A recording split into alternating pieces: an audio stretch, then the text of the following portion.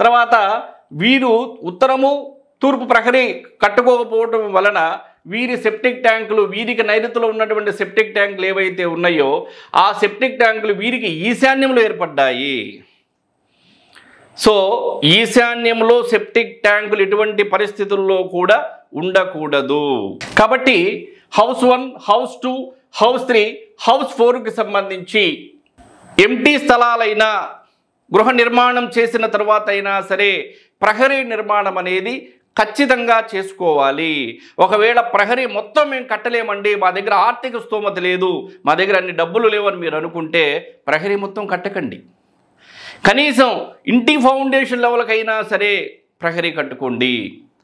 తర్వాత మీకు స్తోమత ఉన్నప్పుడు ఎత్తు కట్టుకోండి. ఇంటి ఫౌండేషన్ ఎంతైతే ఉందో అంతవరకైనా సరే చుట్టూ ప్రహరీ నిర్మాణం చేసుకుంటే పక్కవారి దోషం అనేది మీ గృహం పైన, మీ స్థలం పైన పడదు.